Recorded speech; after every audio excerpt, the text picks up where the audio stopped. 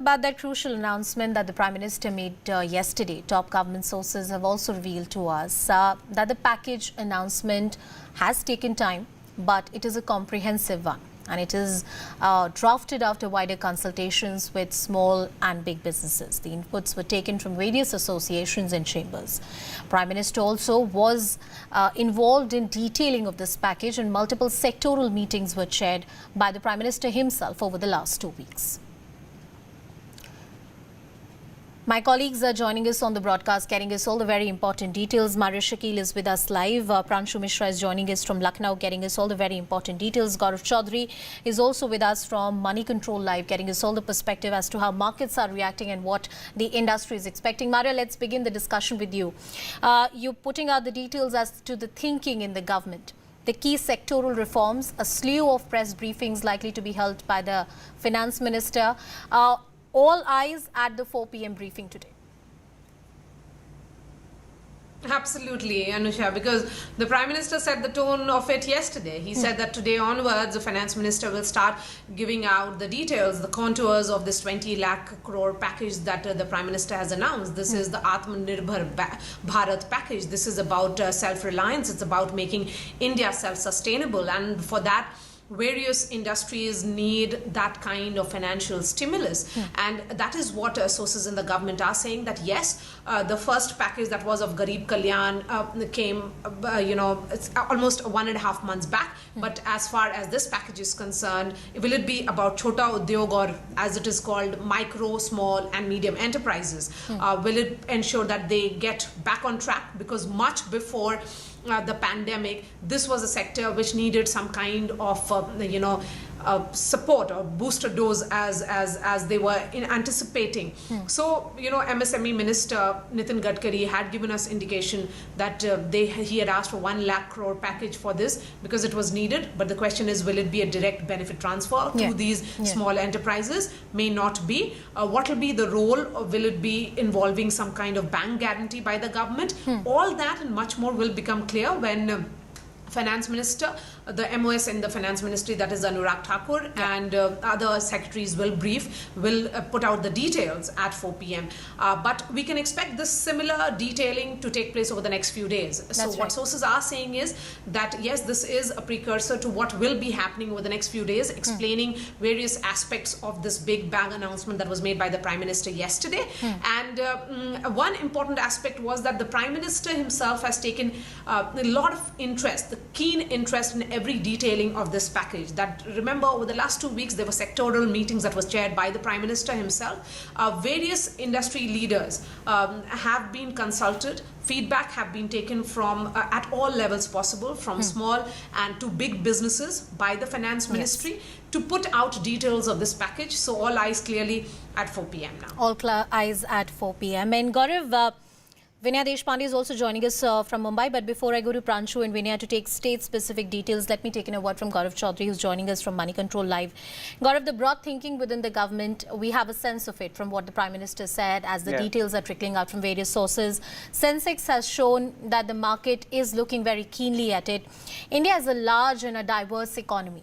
And to ask that what are the expectations would be a too broad question. But talking about key sectors in manufacturing, especially the auto sector or, the MSMEs, what is the expectation of the industry right now? Oh, yes. I mean, the Prime Minister yesterday demonstrated the government's intent to walk the talk so far as the economic revival package is concerned. The details are going to be announced. And today is, as Maria said, today is not going to be the last one. Today is probably going to be the beginning of a series of packages. A lot of focus is going to be on the micro, small and medium enterprises, which has borne the brunt of this lockdown.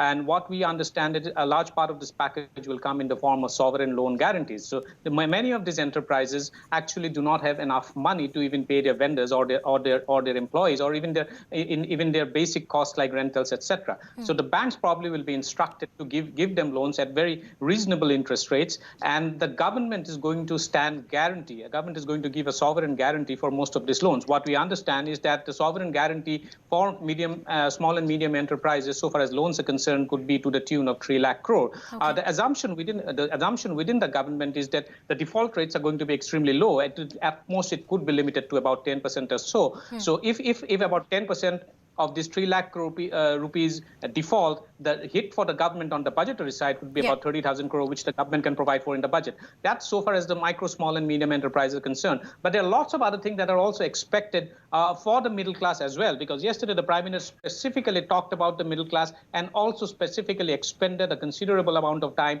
on pushing up India's demand power, which is the very edifice of the India growth story, which is consumption. Now, if you have to push up demand in India, and if you have to look India as a big, large-scale market, it is the middle class that will have to do the heavy lifting. So I wouldn't be surprised if actually, as an out-of-box measure, the government announces some kind of tax breaks for the salaried and middle class. But those are details that we do not know yet. But that is something that the markets and the middle class will clearly like, and it's going to have an immediate impact on boosting consumption. Gaurav, very briefly, because I have to go to other colleagues as well, but it really intrigues me to think that you have lakhs of migrant laborers who are going back to their, original states. They are moving from the hotspots or the epicenter of the outbreak, or where the industrial activity was, say Surat, Ahmedabad, Mumbai, Pune.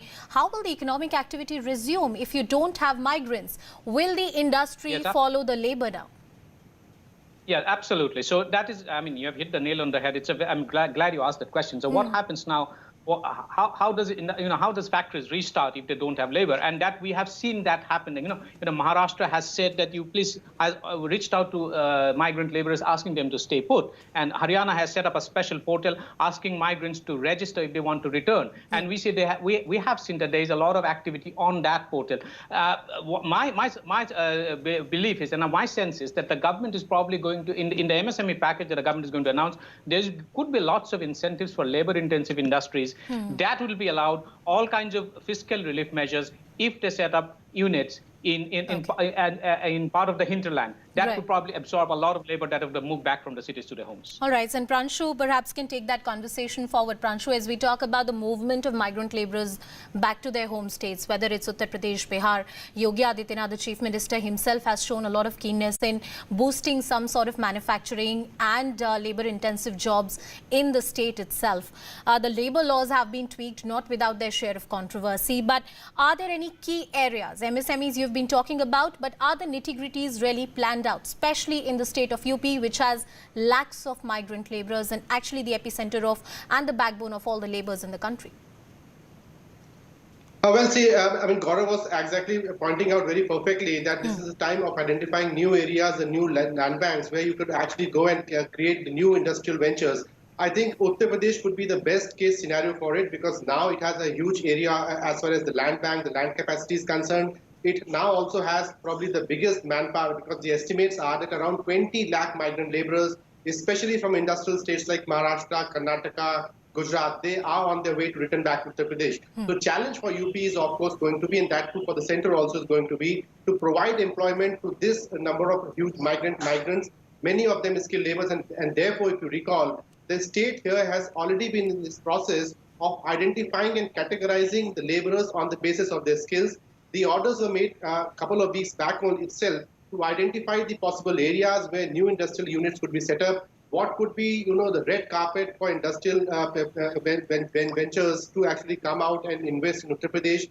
MSME sector is a big focus, and that's the reason why the Chief Minister today has also welcomed the Prime Minister's announcement. MSME remains to be the key backbone as far as infrastructure in the industrial production in UP is concerned, and therefore a lot of focus is on that sector also. So I think the vision that has been sounded by the Prime Minister, the sort of focus which he's putting on creating new industrial clusters, Swadeshi, I think the UP could be the biggest example, or the test case scenario of all those announcements, that whether all those things actually pick up in UP. And if they pick up in Uttar Pradesh, I think a large target area of what Prime Minister has actually envisioned could be fulfilled. Well, I find it fascinating what Pranshu and Gaurav are pointing out, that we're looking at new clusters, hinterland areas where you actually can have revival of economic growth. Before I take in a word from Vinaya Deshpande, who's from with